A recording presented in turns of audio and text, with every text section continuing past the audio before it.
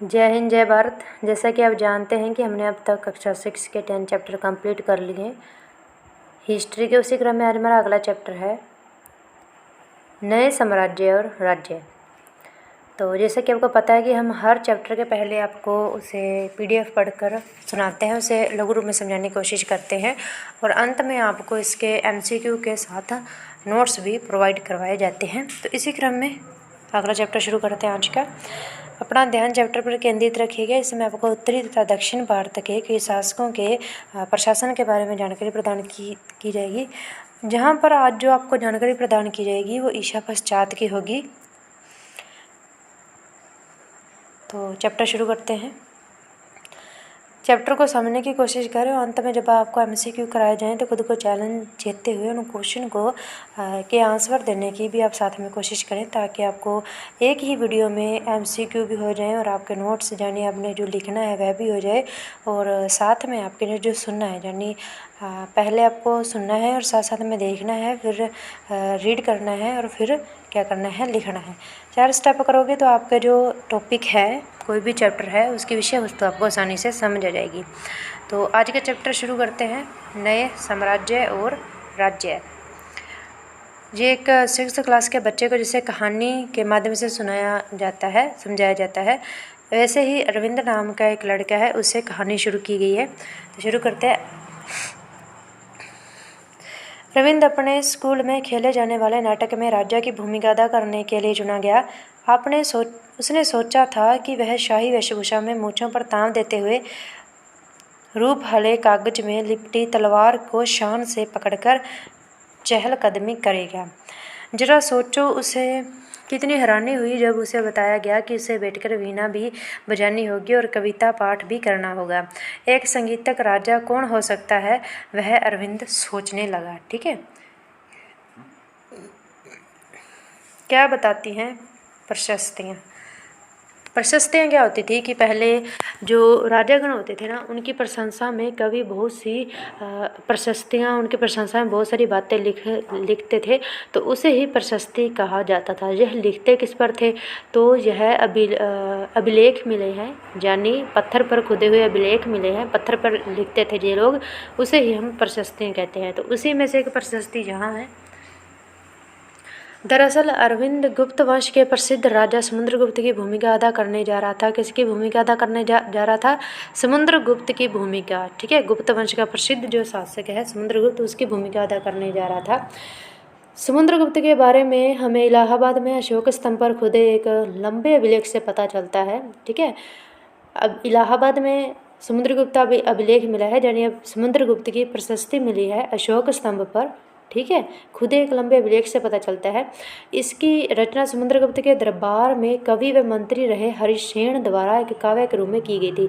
तो अब आपको क्या रखना है, जहाँ फैक्ट आया है कि समुद्रगुप्त के दरबारी कवि कौन था। ठीक है, समुद्रगुप्त का दरबारी कवि हरिसेन था। ठीक है, अब ओके, जहाँ तक आपको बता दिया गया कि समुद्रगुप्त के बारे में हमें एक जानकारी मिलती है, हमें उसके वंश के बारे में जानकारी मिलती है। वो हमें कहाँ से मिलती है? वो इलाहाबाद में अशोक के स्तंभ के पर एक लंबे अभिलेख लिखा हुआ है समुद्रगुप्त का। और वो किसने लिखा है, वो उसकी प्रशस्ति किसने लिखी है? वो उसके दरबारी कवि हरिसेन ने लिखी है, गुप्त वंश के। ठीक है, हरिसेन ने लिखी है, उससे हमें समुद्रगुप्त के बारे में जानकारी मिलती है। यह एक विशेष किस्म का अभिलेख है जिसे प्रशस्ति कहते हैं। ठीक है, यह एक संस्कृत शब्द है। प्रशस्ति किसका शब्द है? संस्कृत शब्द है, जिसका अर्थ प्रशंसा होता है। प्रशस्तियाँ लिखने का प्रचलन पहले भी था, जैसे तुमने अध्याय 9 में गौतमी पुत्र श्री सातकर्णी की प्रशस्ति के बारे में पढ़ा, परंतु गुप्त काल में इनका महत्व और बढ़ गया। ठीक है, लेकिन गुप्त काल में क्या हुआ, अभी प्रशस्तियाँ और भी ज़्यादा चलने में आ गई। ओके, अब आगे चलते हैं। समुद्रगुप्त की प्रशस्ति। तो समुद्रगुप्त की प्रशस्ति से हमें क्या जानकारी मिलती है, जो कि संस्कृत में लिखी हुई है। आओ देखें, समुद्रगुप्त की प्रशस्ति हमें क्या बताती है। कवि ने इसमें राजा को एक युद्धों को जीतने वाला राजा, विद्वान तथा एक उत्कृष्ट कवि के रूप में भरपूर प्रशंसा की है। हरिसेन ने क्या किया है, समुद्रगुप्त की प्रशंसा लेते हुए उसने समुद्रगुप्त को कि एक योद्धा, युद्धों को जीतने वाला राजा, विद्वान तथा एक उत्कृष्ट कवि के रूप में भरपूर चर्चा, उसकी प्रशंसा की है, जहाँ तक कि उसे ईश्वर के बराबर बताया गया है। जिसको समुद्रगुप्त को किसने बताया? हरिसेन ने बताया है। प्रशस्ति में लंबे लंबे वाक्य दिए गए हैं, जहाँ वैसे ही एक वाक्य का अंश दिया गया है। तो समुद्रगुप्त की इलाहाबाद से जो हमें प्रशस्ति मिली है हरिसेन द्वारा रचित, उसका एक अंश जहाँ दिया हुआ है, देखिए।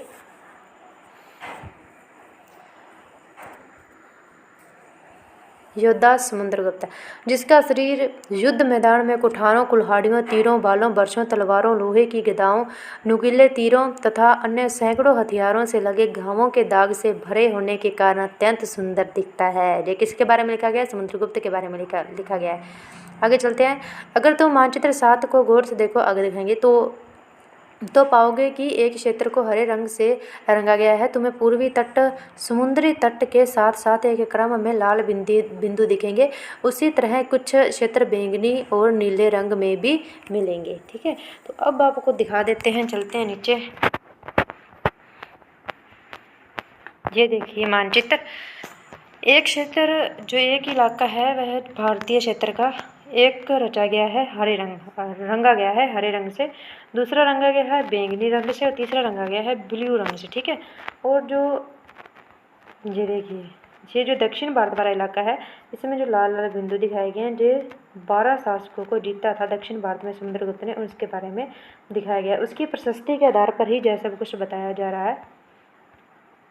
उसी तरह कुछ क्षेत्र बैंगनी और नीले रंग में भी मिलेंगे। ठीक है, जैसे कि वो बता दिया गया है। यह मानचित्र इस प्रशस्ति में प्राप्त जानकारी के आधार पर बनाया गया। अब जो इलाहाबाद में अशोक के स्तंभ पर जो समुद्रगुप्त की हरिसेन द्वारा रचित जो प्रशस्ति थी, उसी के आधार पर यह मानचित्र बनाया गया। ठीक है, हरिसेन 4 विभिन्न प्रकार के राजाओं और उनके प्रति समुद्रगुप्त की नीतियों का वर्णन करता है। हरिसेन ने क्या लिखा है?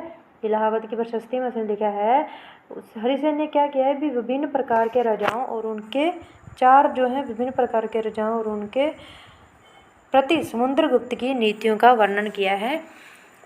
मानचित्र में हरे रंग का क्षेत्र आर्यावर्त के उन 9 शासकों का है जिन्हें समुद्रगुप्त ने हराकर उसके राज्यों को अपने साम्राज्य में मिला लिया था। ठीक है, जो हरा रंग आपको दिखाया गया था, ये देख लीजिए, दोबारा नीचे चलते हैं, ये देख लीजिए, ये जो हरा इलाका आपको दिखाया गया है, जो पाटलिपुत्र, नालंदा, प्रयाग, कन्नौज वाला जो है, मथुरा भी इसमें ही आ जाता है। ये क्या है? जो आर्यावर्त के 9 शासकों का है। किनके? आर्यावर्त के 9 राजा थे, उनका है, 9 शासकों का है, जिन्हें समुद्रगुप्त ने क्या किया? हराकर उनके राज्य को अपने साम्राज्य में मिला दिया। आगे है, इनके बाद दक्षिणापथ के 12 शासक आते हैं। ठीक है, इसमें से दक्षिणापथ का मतलब दक्षिण के हिस्से में, इसमें से कुछ की राजधानियों को दिखाने के लिए मानचित्र पर लाल बिंदु दिए गए, जो कि मैंने आपको अभी दिखाई दिया। इन सब ने हार जाने पर समुद्रगुप्त के सामने क्या कर दिया था? समर्पण कर दिया था।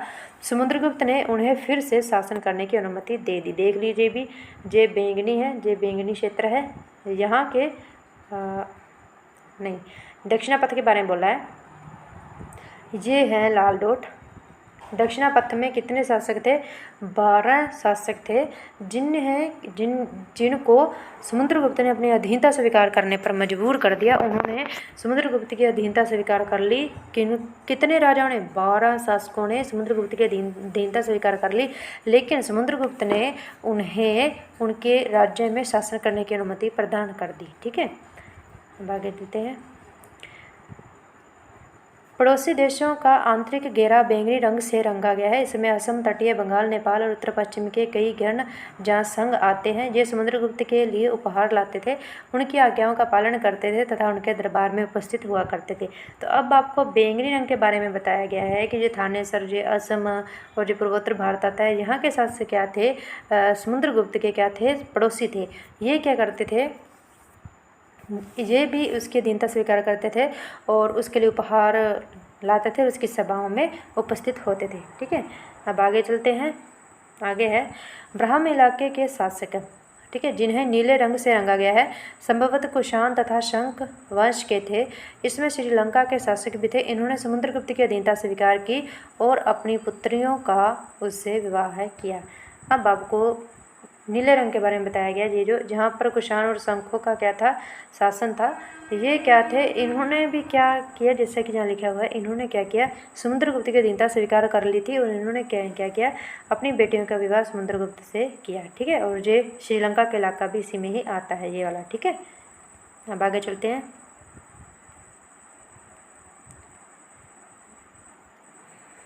मानचित्र में प्रयाग, उज्जैन तथा पाटलिपुत्र ढूंढो। ये गुप्त शासन के महत्वपूर्ण केंद्र थे। तो देख लीजिए भी, ये हमारा पाटलिपुत्र, ये हमारा प्रयाग जहाँ पर यमुना और गंगा मिलती हैं, यही क्या है, इलाहाबाद है, और ये रहा उज्जैन। ठीक है, आपको अब इनकी स्थिति पता चल गई। आर्यव्रत तथा दक्षिणापथ के राज्यों के साथ समुद्रगुप्त के व्यवहार में क्या अंतर था। समुद्रगुप्त के व्यवहार में यही अंतर था कि जो आर्यव्रत क्षेत्र था, जो नीला हरा क्षेत्र दिखाया गया, जहाँ के राजाओं के क्षेत्र को जीतकर, जहाँ के 9 शासकों के राज्य क्षेत्र को जीतकर आर्यव्रत जो समुद्रगुप्त थे उसने अपने साम्राज्य में मिला लिया था, प्रत्यक्ष इस पर शासन कर लिया था।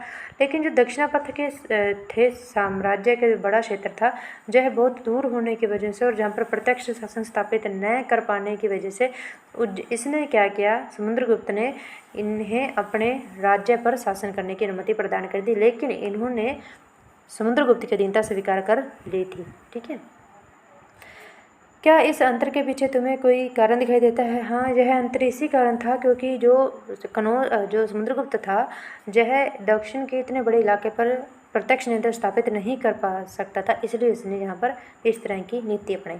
तो आपको समुद्रगुप्त का जो अभिलेख, जो हमें इलाहाबाद में अशोक के अभिलेख पर जो समुद्रगुप्त का जो अभिलेख मिला है, उसके बारे में आपको बता दिया है। और उसमें 4 हरीशसेन ने क्या किया है, 4 राज्यों की रचना की है, उसके बारे में भी बता दिया है भी। जो 4 अलग अलग क्षेत्र कौन थे उनके बारे में भी बता दिया है। ठीक है, अब आगे चलते हैं। वंशावलियाँ। अधिकांश प्रशस्तियाँ शासकों के पूर्वजों के बारे में ही बताती हैं। यह प्रशस्ति भी समुद्रगुप्त के पितामह है, यानी कि परदादा, दादा, पिता और माता के बारे में बताती है। जो प्रशस्ति है, जो उनकी वंशावली बताती है। उनकी माँ कुमार देवी थी। समुद्रगुप्त की माँ कौन थी, कुमार देवी थी। यह किस गण से संबंधित थी, यह लिच्छवी गण की थी। और पिता चंद्रगुप्त गुप्त वंश के प्रथम शासक थे। ठीक है, समुद्रगुप्त के जो पिता थे वो गुप्त वंश के प्रथम शासक थे, यानी चंद्रगुप्त, जिन्होंने महाराजाधिराज जैसी बड़ी उपाधि धारण की। समुद्रगुप्त ने भी यह उपाधि धारण की थी, और जो उसका बेटा था चंद्रगुप्त प्रथम के बेटे समुद्रगुप्त ने भी इसकी जो उपाधि थी धारण की। उनके दादा और परदादा का महाराजा के रूप में उल्लेख है। इससे आभास मिलता है कि धीरे धीरे इस वंश का महत्व बढ़ता गया। ठीक है, अभी साइड में पता है विक्रम संवत 58 ईसा पूर्व में प्रारंभ होने वाले विक्रम संवत को परंपरागत रूप से गुप्त राजा चंद्रगुप्त द्वितीय के नाम से जोड़ा जाता है, और ऐसा कहा जाता है कि उन्होंने शंकों पर विजय के प्रतीक के रूप में इस संवत की स्थापना की तथा विक्रमादित्य की उपाधि धारण की। तो विक्रमादित्य की उपाधि किसने धारण की थी, चंद्रगुप्त द्वितीय यानी समुद्रगुप्त के बेटे ने धारण की थी। और विक्रम संवत किसने शुरू किया था, तो चंद्रगुप्त द्वितीय यानी समुद्रगुप्त के बेटे ने 58 ईसा पूर्व प्रारंभ किया था। ठीक है, शंकों को जीतने के प्रतीक में, ठीक है, विजय के रूप में यह उपाधि धारण की थी। आगे समुद्रगुप्त के बारे में हमें उनके बाद के शासकों जैसे उनके बेटे चंद्रगुप्त द्वितीय की वंशावली से भी जानकारी मिलती है। उनके बारे में अभिलेखों तथा सिक्कों से पता चलता है। ठीक है, उन्होंने पश्चिम भारत में सैन्य अभियान में अंतिम शंख शासकों को परास्त किया था। ठीक है, समुद्रगुप्त के बारे में जानकारी हमें चंद्रगुप्त द्वितीय की वंशावली से भी मिलती है। हमें समुद्रगुप्त के बारे में अभिलेखों तथा सिक्कों से पता चलता है। समुद्रगुप्त ने क्या किया था कि पश्चिम भारत में सैन्य अभियान में अंतिम शंख शासक को परास्त किया। बाद में ऐसा विश्वास किया जाने लगा कि उनका दरबार विद्वानों से भरा था। कवि कालिदास और खगोल शास्त्री जी विक्रमादित्य के दरबार में थे। किसके दरबार में थे, विक्रमादित्य के दरबार में थे। कौन, कालिदास और खगोल शास्त्री आर्यभट्ट उनके दरबार में थे। उनके विषय में हम अध्याय आगे 12 जो अध्याय आएगा उसमें पढ़ेंगे। ठीक है, तो ये जो जहाँ जानकारी दी गई है, जो चंद्रगुप्त के बारे में दी गई, द्वितीय के बारे में दी गई है। ठीक है,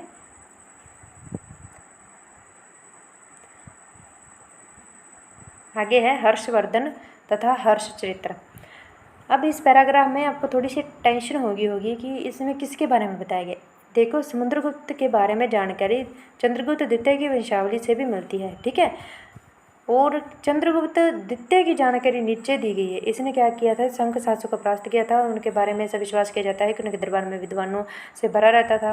कवि कालिदास और खगोल शास्त्री इनके दरबार में थे। तो विक्रमादित्य किसे कहते हैं, इसे तो कहते हैं चंद्रगुप्त द्वितीय को। ठीक है, हर्षवर्धन तथा हर्षचरित्र ये इनके बाद का शासक है। जिस तरह गुप्त वंश के शासकों के बारे में अभिलेखों तथा सिक्कों से पता चलता है, उसी तरह कुछ अन्य शासकों के बारे में भी उनकी जीवनी से पता चलता है। ऐसे ही एक राजा हर्षवर्धन थे जिन्होंने करीब 1400 साल पहले शासन किया, यानी कितनी ईसा पश्चात 600 ईसा पश्चात शासन किया। उनके दरबारी कवि कौन थे, बाणभट्ट थे। उनके दरबारी कवि बाणभट्ट ने संस्कृत में उनकी जीवनी हर्षचरित्र लिखी। तो हरिसेन तो समुद्रगुप्त के थे, और हर्षचरित्र किसके थे, हर्षचरित्र किसने लिखी थी, हर्षवर्धन के दरबारी कवि बाणभट्ट ने लिखी थी। ठीक है, इसमें हर्षवर्धन की वंशावली देते हुए उनके राजा बनने तक का वर्णन है। ठीक है, चीनी तीर्थयात्री श्वेतसांग, जिसके बारे में तुमने अध्याय 10 में पढ़ा है, काफ़ी समय के लिए हर्ष के दरबार में रहे। ठीक है, ये भी 1400 साल पहले ही आए थे। उन्होंने वह भी हर्षवर्धन के दरबार में काफ़ी समय तक रहे। उन्होंने वहाँ जो कुछ देखा उनका विस्तृत विवरण दिया है। तो हमें हर्षवर्धन के बारे में जानकारी उसके दरबारी कवि बाणभट्ट के द्वारा रचित हर्षचरित्र से तथा चीनी यात्री श्वेतसांग से मिलती है। इन दोनों की विवरण से मिलती है। हर्ष अपने पिता के सबसे बड़े बेटे नहीं थे, पर अपने पिता और बड़े भाई की मृत्यु हो जाने पर थानेसर के राजा बने। मैंने आपको अभी ऊपर मानचित्र में थानेसर की स्थिति दिखाई है। उनके बहनोई जाने बहन के पति, उनके बहनोई कन्नौज के शासक थे। कन्नौज का भी अभी अपने ऊपर देखा है। जब बंगाल के शासक ने उन्हें मार डाला तो हर्ष ने कन्नौज को अपने अधीन कर लिया और बंगाल पर आक्रमण कर दिया। अब जब बंगाल के शासक ने कन्नौज के शासक उसके बहनोई को मार डाला तो उसने क्या किया, कन्नौज पर भी शासन किया और बंगाल पर भी उस पर भी अधिकार कर लिया आक्रमण करके। मगध तथा बंगाल को जीतकर उन्हें पूर्व में जितनी सफलता मिली थी उतनी सफलता अन्य जगहों पर नहीं मिली थी। ठीक है, तो उसने क्या किया था कि पूर्वी जगहों पर उसे काफ़ी सफलता मिली थी। जब उन्होंने नर्मदा नदी को पार कर दक्कन की ओर आगे बढ़ने की कोशिश की, तब चालुक्य नरेश पुलकेशिन द्वितीय ने उन्हें रोक दिया। ठीक है,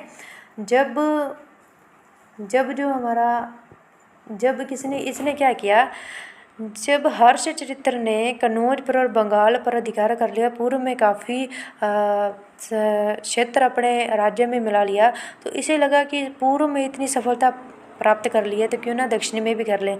लेकिन इस बात का आभास नहीं था कि दक्षिण में भी इनकी तरह ही एक शासक हैं पुलकेशिन द्वितीय, वो भी काफ़ी शक्तिशाली थे और इन्होंने हर्षवर्धन को नर्मदा नदी पार करने से ही रोक दिया था। ठीक है, नर्मदा नदी आप ऊपर देख लीजिए, इनकी स्थिति हम आपको दोबारा बता देते हैं। ये देखिए, ये हैं थानेसर के शासक थे कौन, थानेसर के शासक थे हर्षवर्धन। कन्नौज के शासक थे थानेसर के शासक हर्षवर्धन की बहन के पति कौन थे, कन्नौज के शासक थे। जो बंगाल के शासक ने क्या किया, कन्नौज के शासक को मार दिया, तो थानेसर के राजा ने यानी हर्षवर्धन ने कन्नौज और बंगाल पर अधिकार कर दिया था। इस तरह पूर्वी इलाके पर इसने बहुत बड़े इलाके पर शासन स्थापित कर लिया। इसके बाद इसने ये जो नर्मदा नदी है इस पर अधिकार करने के लिए इसके दक्षिण इलाके पर अधिकार करने के लिए जय आया, और जहाँ के जो चालुक्य राजा था पुलकेशिन द्वितीय, इसने इसे नर्मदा नदी से आगे बढ़ने से रोक दिया। ठीक है, यह कहानी है इनके।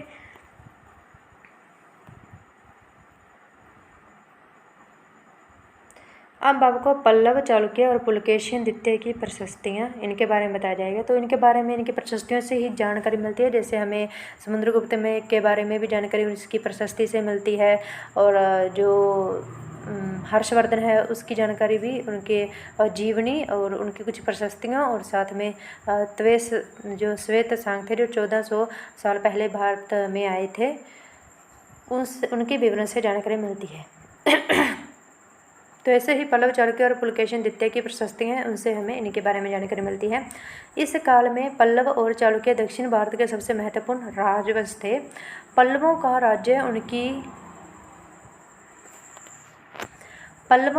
राज्य उनकी राजधानी कांचीपुरम के आसपास के क्षेत्रों से लेकर कावेरी नदी के डेल्टा तक था, जबकि चालुक्य का राज्य कृष्णा और तुंगभद्रा नदियों के बीच में था। तो एक बार आपको मानचित्र दोबारा दिखा देते हैं। ये देखिए, ये है पल्लव, इनकी राजधानी है कांचीपुरम। इनका जो राज्य क्षेत्र है वो कावेरी नदी से नीचे है, ऊपर नहीं है, ठीक है। कावेरी नदी तक है, इससे ज़्यादा नहीं है। और ये चालुक्य जो थे, ये है चालुक्य की राजधानी अहोल, और ये है चालुक्य का शासन। आपको पल्लव के बारे में बताया गया था, पल्लव और चालुक्य के बारे में, इनके राज्य क्षेत्र के बारे में बता दिया गया। जो चालुक्यों का जो शासन था वो तुंगभद्रा और कृष्णा नदियों के बीच में था, और अहोल जो राजधानी है वह इन्हीं नदियों के बीच स्थित है। तो आपको इनकी स्थिति पता लगी होगी। अब आगे चलते हैं। चालुक्यों की राजधानी अहोल थी, यह एक प्रमुख व्यापारी केंद्र था। धीरे धीरे यह एक धार्मिक केंद्र भी बन गया, जहाँ कई मंदिर थे। पल्लव और चालुक्य एक दूसरे की सीमाओं का अतिक्रमण करते रहते, यानी दोनों जो राज्य क्षेत्र थे एक दूसरे की सीमाओं का अतिक्रमण करते रहते थे। मुख्य रूप से राजधानियों को निशाना बनाया जाता था, क्योंकि ये समृद्ध शहर थे। पुलकेशिन द्वितीय, यानी जो चालुक्य का राज्य है, पुलकेशिन द्वितीय सबसे प्रसिद्ध चालुक्य राज्य था। उसके बारे में हमें उसके दरबारी कवि रवि कीर्ति द्वारा रचित प्रशस्ति से पता चलता है। तब चालुक्यों के राजा पुलकेशिन द्वितीय के दरबारी कवि कौन है, जो फैक्ट आपको ध्यान रखना है, रवि कीर्ति हैं। ओके, उसने प्रशस्ति लिखी है, उनसे हमें पता चलता है पुलकेशिन द्वितीय के बारे में। इसमें उनके पूर्वजों, खासतौर से पिछली 4 पीढ़ियों के बारे में बताया गया है। पुलकेशिन द्वितीय को अपने चाचा से यह राज्य मिला था, ठीक है। रवि कीर्ति के अनुसार उन्होंने पूर्व तथा पश्चिम दोनों समुद्र तटीय इलाकों में भी अपने अभियान चलाए। इनके अतिरिक्त उन्होंने हर्ष को भी आगे बढ़ने से रोका, जैसा कि आपको पीछे बताया गया है।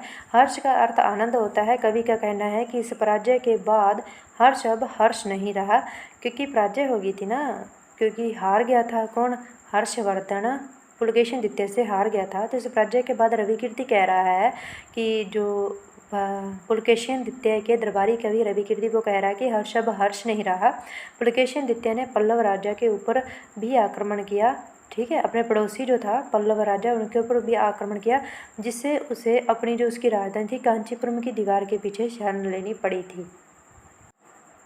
आगे है, पर चालुक्यों की विजय अल्पकालीन थी, कुछ ही समय के लिए थी। चढ़ाई तो बहुत थी, लेकिन कुछ टाइम के लिए थी। लड़ाई से दोनों वंश दुर्बल होते गए, ठीक है। पल्लवों और चालुक्य दोनों वंश कौन से, पल्लव वंश और जो हमारा चालुक्य वंश, दोनों के बीच में झगड़ा होता रहता था, तो दोनों के आगे दुर्लभ हो गए। बाद में क्या आया है, बाद में पल्लव और चालुक्यों को अंततः राष्ट्रकूट तथा चोल वंशों ने समाप्त ही कर दिया, ठीक है। इनके बारे में तुम आगे अब अगली कक्षा में पढ़ेंगे। अब आगे चलते हैं। वे कौन से अन्य शासक थे जो तटों पर अपना नियंत्रण स्थापित करना चाहते थे। तो इसमें चेर, चोल, पांड्य और सातवाहन थे जो तटों पर अपना नियंत्रण स्थापित करना चाहते थे, क्योंकि तटों से व्यापार होता था और व्यापारिक लोगों से जहाज शुल्क वसूलना चाहते थे, ठीक है। अब इन राज्यों का प्रशासन कैसे चलता था, तो आपको राज्य के पहले आपको समुद्रगुप्त के राज्य के बारे में बताया गया है, फिर आपको हर्षवर्धन के राज्य के बारे में बताया गया उत्तरी भारत में, फिर आपको दक्षिण भारत में पल्लव और चालुक्यों के राज्यों के बारे में बताया गया है, उनके राजाओं के बारे में बताया गया है।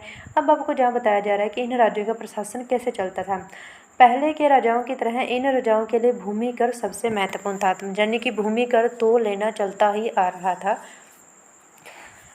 प्रशासन की प्राथमिक इकाई क्या होते थे, गांव होते थे, लेकिन धीरे धीरे नए बदलाव आए। राजाओं ने आर्थिक, सामाजिक, राजनीतिक या सैन्य शक्ति रखने वाले लोगों का समर्थन जुटाने के लिए कई कदम उठाए। यानी अब राजाओं ने क्या किया, जो समृद्ध लोग होते थे, जो शक्तिशाली, जो उसके राज्य क्षेत्र में लोग होते थे, उनका समर्थन प्राप्त करना शुरू कर दिया, ताकि उसका जो राज्य, जो उसकी शासन की अवधि है वो बढ़ती जाए। उदाहरण के तौर पर कुछ महत्वपूर्ण प्रशासकीय पद आंशिक बन गए, कुछ महत्वपूर्ण जो प्रशासकीय पद थे वो आंशिक बन गए, और बेटे अपने पिता का पद पाते थे, जैसे कि कवि हरिसेन अपने पिता की तरह महादंडनायक अर्थात मुख्य न्यायाधिकारी था। कौन? हरिसेन। हरिसेन किसके दरबारी कवि थे? तो जो है समुद्रगुप्त के दरबारी कवि थे, जो है वंशानुगत थे।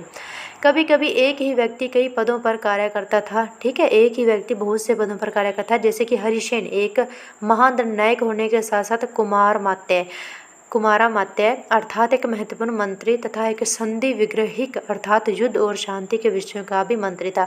तो एक ही आदमी है, आदमी कौन है? हरिसेन है, और वह महादंड नायक का काम भी कर रहा है और दूसरा महत्वपूर्ण मंत्री का काम भी कर रहा है और युद्ध और शांति के विषयों का भी वह मंत्री है। तो 3 पदों पर कार्य कर रहा है एक ही व्यक्ति, कौन? हरिसेन। ठीक है, आगे संभवतः वहाँ के स्थानीय प्रशासन में प्रमुख व्यक्तियों का बहुत बोलबाला था। इसमें नगर श्रेष्ठी यानी मुख्य बैंकर, जो अब आपको जो नाम ध्यान रख रहे हैं, नगर श्रेष्ठी क्या होता था? मुख्य बैंकर होता है। जैसे को पीछे नाम दिए गए हैं महादंड नायक, ठीक है, दूसरा आपको नाम दिया गया कुमारामात्य। कुमारामात्य का मतलब क्या होता है? महत्वपूर्ण मंत्री होता है। संधि विग्रहिक का मतलब क्या होता है? युद्ध और शांति के विषयों का मंत्री होता है इसका मतलब, जब आपको नाम ध्यान रखना है। इसी तरह नगर श्रेष्ठी यानी नगर श्रेष्ठी किसे कहते थे? तो मुख्य बैंकर होता था, शहर का व्यापारी, ठीक है, उसे कहते थे नगर श्रेष्ठी। सार्थवाह यानी व्यापारियों के काफिलों का नेता। तो सार्थवाह क्या होता था? तो ये इन अर्थों का, इन बातों का, इन शब्दों का आपको अर्थ ध्यान होना चाहिए। व्यापारियों के काफिलों का नेता होता था सार्थवाह, ठीक है। प्रथम कुलिक अर्थात मुख्य शिल्पकार तथा कार्यस्थलों। प्रथम कुलिक का मतलब क्या होता है? मुख्य शिल्पकार, और कार्यस्थलों यानी लिपिकों के प्रधान। तो कार्यस्थलों का मतलब क्या होता है? लिपिकों के प्रधान। ये आपको नाम याद रखने हैं। पहला आपको महादंड नायक तो आपको याद रहेगी, फिर कुमारामात्य, ये क्या होता था? एक महत्वपूर्ण मंत्री होता था, और संधि विग्रहिक का काम क्या होता था? युद्ध और शांति के विषयों का मंत्री होता था जो है। और नगर श्रेष्ठी कौन होता था? तो मुख्य बैंकर, जहाँ पर शहर का व्यापारी होता था। सार्थवाह कौन होता था? व्यापारियों के काफिलों का नेता होता था। और प्रथम कुलिक कौन होता था? मुख्य शिल्पकार तथा कायस्थल कौन होता था? लिपिकों के प्रधान जैसे लोग होते थे। इनका समर्थन राजा ज़्यादा से ज़्यादा प्राप्त करने की कोशिश करता था, ठीक है। अब आगे है, इस तरह की नीतियाँ कुछ हद तक प्रभावशाली होती थी, पर समय के साथ साथ इसमें से कुछ व्यक्ति इतने अधिक शक्तिशाली हो गए कि वे अपने स्वतंत्र राज्य स्थापित कर लेते थे। अब क्या हो गया? अभी राजा को भी इन समर्थ जो लोग थे, इनके समर्थन की आवश्यकता थी। और जब किसी को किसी की सहायता की आवश्यकता होती है, तो वो भी फिर अपने स्वार्थ की बात सोचने लगता है। तो जब क्या होता था? जब कुछ व्यक्ति क्या हो गए भी इसमें इतने शक्तिशाली हो गए कि वे सोचने लगे कि क्यों ना हम भी राजा की तरह अपना एक स्वतंत्र राज्य स्थापित ही कर लेते हैं, ठीक है। सोच कर बताओ कि अफसरों का पद अनुष्य के कर देने में क्या क्या फ़ायदे और क्या क्या नुकसान है। अब फ़ायदे तो यह है कि पिता को किसी महकमे में काम करने का उसे नॉलेज है, तो उसके बेटे को भी वह नॉलेज होगा। और नुकसान यह है कि और इससे क्या होगा? अच्छी तरह काम भी कर सकेगा, क्योंकि उसे बहुत नॉलेज होगा, क्योंकि उसके पिता इस फील्ड में रहे होंगे। और यदि नुकसान की बात करें, तो इससे जो दूसरे हैं, जो गरीब निर्धन हैं और जो इन पदों पर आने की सामर्थ्य रखते हैं, उनमें ये गुण हैं, वो इन पदों पर नहीं आ पाएंगे। ये इनका नुकसान है, यह बता सकते हैं। आगे है, एक नए प्रकार की सेना। कुछ राजा अभी भी पुराने राजाओं की तरह एक सुसंगठित सेना रखते थे, जिसमें हाथी, रथ, घुड़सवार और पैदल सिपाही होते थे, पर इनके साथ साथ कुछ सेना नायक भी होते थे। तो पहले की तरह परंपरा आ रही थी, बड़ी एक मजबूत सेना रखना, जो आवश्यकता पड़ने पर राजा को सैनिक सहायता देते थे। अब देखो, मजबूत सेना तो थी ही थी, साथ में सेना नायक भी होते थे, जो क्या करते थे? आवश्यकता पड़ने पर राजा को सैनिक सहायता दिया करते थे। इन सेना नायकों को कोई नियमित वेतन नहीं दिया जाता था। यानी ये जो सेना नायक होते थे, राजा के परमानेंट नहीं होते थे, राजा इन्हें कोई नियमित वेतन नहीं प्रदान करता था।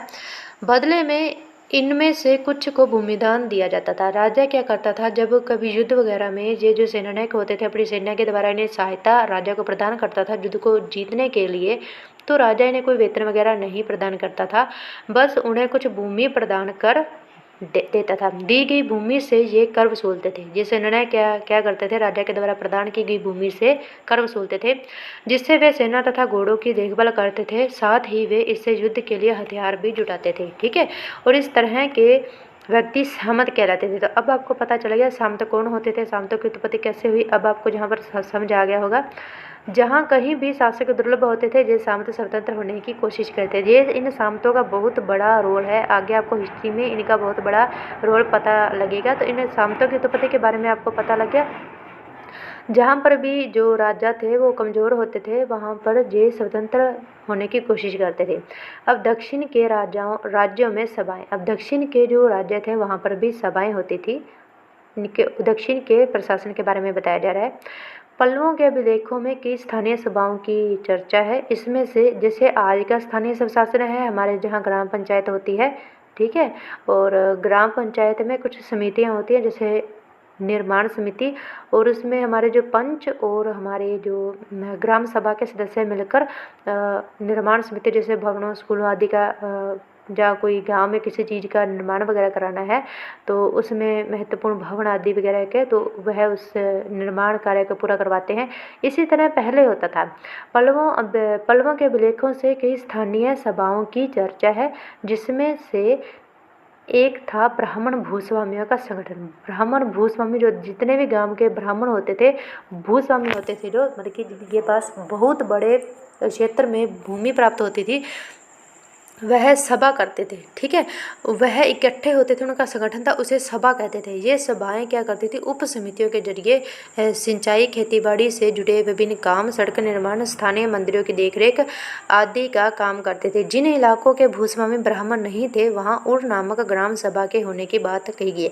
अब जहाँ पर जिन गाँवों में जो ब्राह्मण भूस्वामी नहीं होते थे, वहाँ पर वहाँ के लोग शामिल होकर उर नाम की एक सभा बनाते थे और उससे अपने गांव के स्थानीय स्वशासन को संभालते थे। नगरम व्यापारियों के एक संगठन का नाम है, तो आपको याद रखना है नगरम क्या है, नगरम व्यापारियों के एक संगठन का नाम है। संभवतः इन सभाओं पर धनी तथा शक्तिशाली भूस्वामियों तथा व्यापारियों का नियंत्रण रहता था। इन सभाओं पर नियंत्रण किनका रहता था, धनी मतलब कि ज़्यादा बड़े भूस्वामी और धनी व्यापारियों का, इन पर शक्तिशाली व्यापारियों का आदि का नियंत्रण रहता था। इसमें से बहुत सी स्थानीय सभाएं शताब्दियों तक चलती रही थी, कई 100 सालों तक भी इनमें से कई जो सभाएं थी वह काम करती रही। उस जमाने में आम लोग कैसे थे, जनसाधारण के जीवन की थोड़ी बहुत झलक हमें नाटकों तथा कुछ अन्य स्रोतों से मिलती है। चलो इनके कुछ उदाहरण देते हैं। कालिदास अपने नाटकों में, कालिदास जानी चंद्रगुप्त द्वितीय के दरबार में जो कालिदास और थे उनके दरबारी कवि, वो बता रहे हैं स्थानीय लोगों के बारे में भी। कालिदास अपने नाटकों में राज दरबार के जीवन के चित्रण के लिए प्रसिद्ध हैं। इन नाटकों में एक रोचक बात यह है कि राजा और अधिकांश ब्राह्मणों को संस्कृत बोलते हुए दिखाया गया है। राजा और जो अधिकांश लोग थे वो क्या बोल रहे हैं, संस्कृत बोलते हैं, जबकि अन्य लोग तथा महिलाएं प्राकृतिक बोलते हुए दिखाए गए हैं। उनका सबसे प्रसिद्ध नाटक अभिज्ञान शाकुंतलम दुष्य, ठीक है, अभिज्ञान कालिदास के द्वारा रचित है। अभिज्ञान शाकुंतलम किनके ऊपर लिखा गया, दुष्यंत नामक एक राजा और शकुंतला नाम की एक युवती की प्रेम कहानी है। इस नाटक में एक गरीब मछुआरे के साथ राज कर्मचारियों के दुर्व्यवहार की भी बात की गई है। तो ये आप पॉज करके पढ़ लेना, मैं धीरे धीरे आगे कर देती हूँ। ये नॉर्मल है जैसे दिया हुआ है। अब आगे चलते हैं।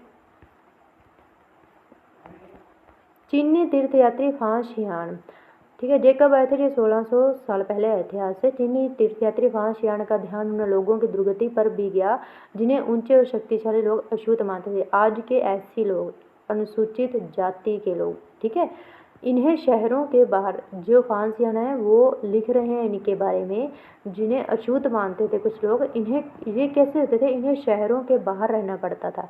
अछूत जिन लोगों को माना जाता था वो उन्हें शहरों के बाहर रहना पड़ता था। वे लिखते हैं, अगर इन लोगों को शहर बाजार के भीतर आना होता था तो सभी को आगाह करने के लिए लकड़ी के एक टुकड़े पर चोट करते रहते थे। सबको बताते थे कि हम अछूत हैं, हमसे दूर रहिए, यदि हमारी आप पर परछाई भी पड़ गई तो आप क्या हो जाएंगे, अपवित्र हो जाएंगे। यह आवाज़ सुनकर लोग सतर्क होकर अपने को छू जाने से जहाँ किसी भी प्रकार के संपर्क से बचाते थे।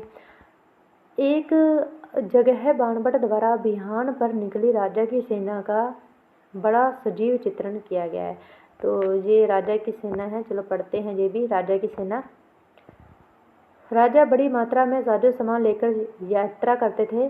इनमें हथियारों के अतिरिक्त रोजमर्रा के उपयोग में आने वाली चीज़ें जैसे बर्तन, असबाब, खाने पीने का सामान, और आदि विभिन्न प्रकार की चीज़ें शामिल होती थी। ये सारी चीज़ें ठेले गाड़ियों पर जहाँ ऊँटों तथा हाथियों जैसे सामान ढोने वाले जानवरों की पीठ पर लाद कर ले जाई जाती थी। इस विशाल सेना के साथ साथ संगीतकार नगाड़े बगुल तुहरी बजाते हुए चलते रहते थे। रास्ते में पड़ने वाले गांव वालों को उनका सत्कार करना पड़ता था। वे दही गुड़ तथा फूलों का उपहार लाते थे तथा जानवरों को चारा भी देते थे। वे राजा से भी मिलना चाहते थे ताकि अपनी शिकायत या कोई अनुरोध उनके सामने रख सके,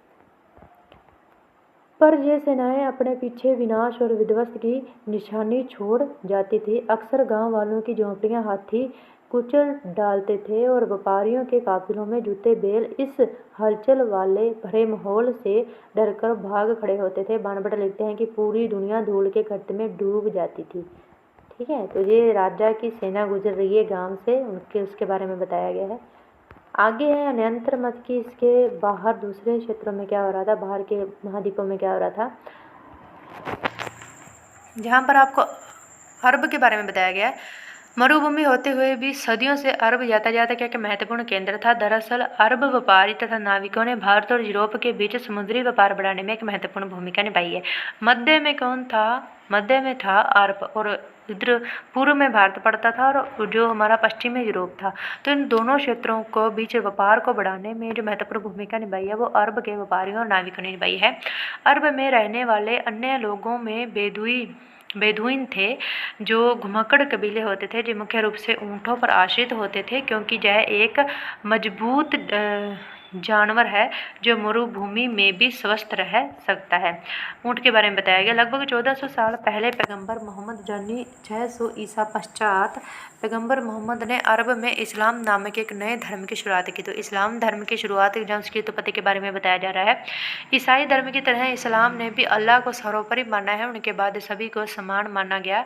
जहाँ इस्लाम धर्म के पवित्र ग्रंथ कुरान का एक अंश प्रदान किया गया, जो आप पढ़ते हैं। मुसलमान स्त्रियों और पुरुषों के लिए विश्वास रखने वाले स्त्रियों और पुरुषों के लिए, भक्त स्त्रियों और पुरुषों के लिए, सच्चे स्त्रियों और पुरुषों के लिए, धैर्यवान और स्थिर मन के स्त्रियों और पुरुषों के लिए, दान देने वाले स्त्रियों और पुरुषों के लिए, उपवास रखने वाले स्त्रियों और पुरुषों के लिए, अपनी पवित्रता बनाए रखने वाले स्त्रियों और पुरुषों के लिए, अल्लाह को हमेशा याद रखने वाले स्त्रियों और पुरुषों के लिए। अल्लाह ने इन सब के लिए ही क्षमा और पुरस्कार रखा है। अगले 100 सालों के दौरान इस्लाम उत्तरी अफ्रीका, स्पेन, ईरान और भारत में फैल गया। अरब नाविक जो इस उपमहाद्वीप के तटीय बस्तियों से पहले से ही परिचित थे, अब अपने साथ इस नए धर्म को भी ले आए।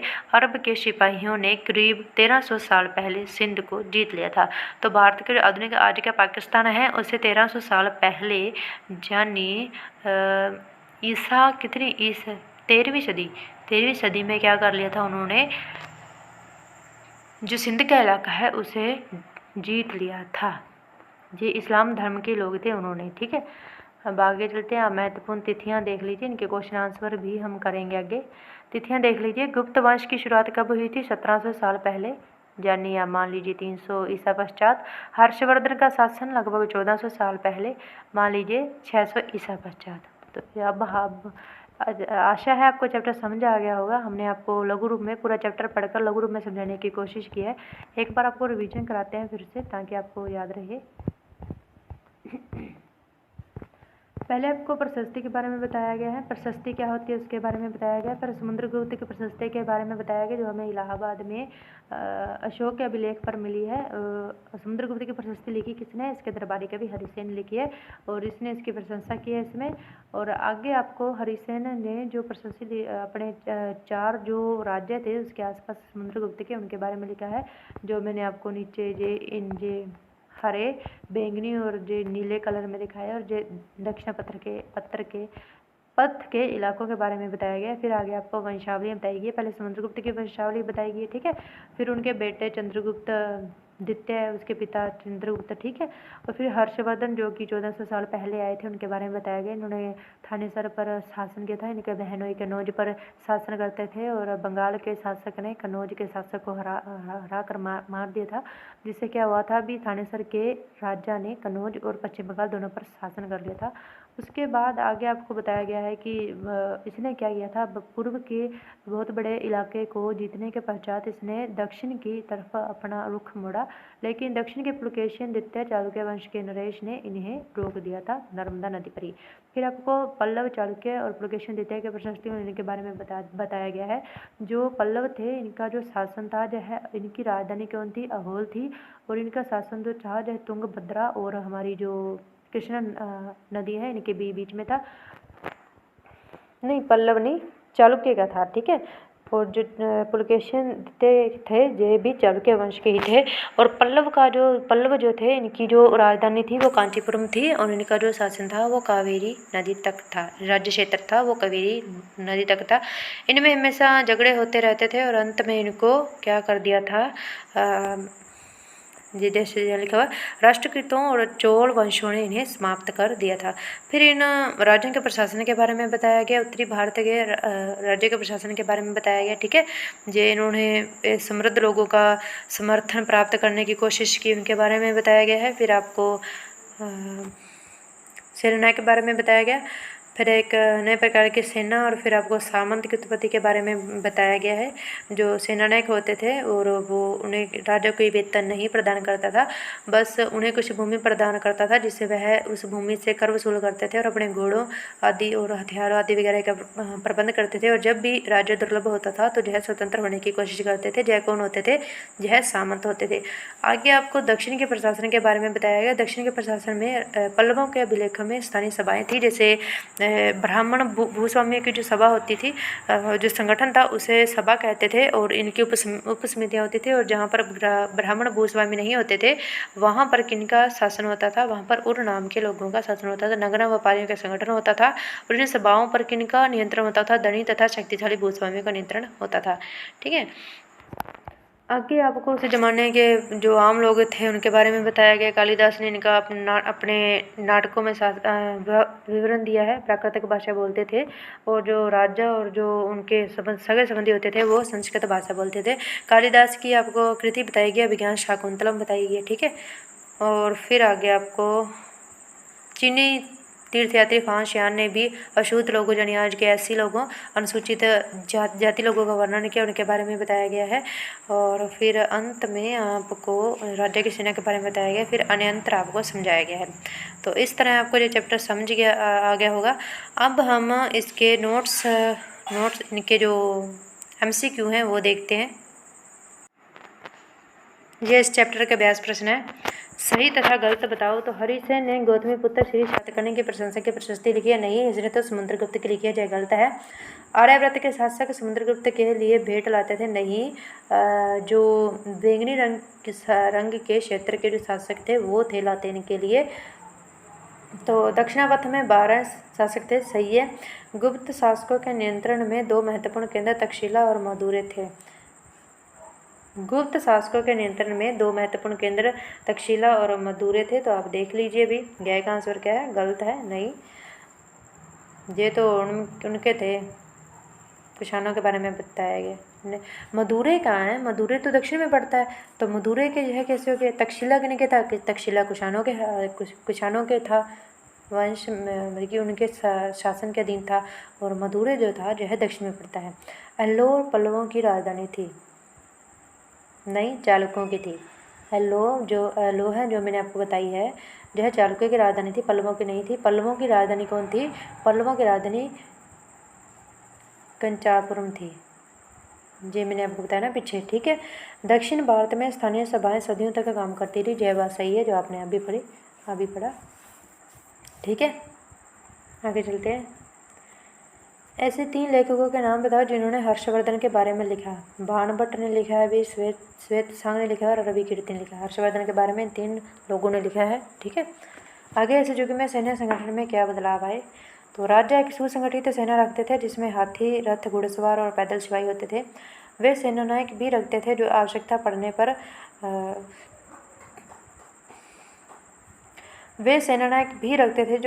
पड़ने पर राज्य को सैनिक सहायता प्रदान करते थे, और यही आगे जाकर क्या बने थे, सामंत बने थे।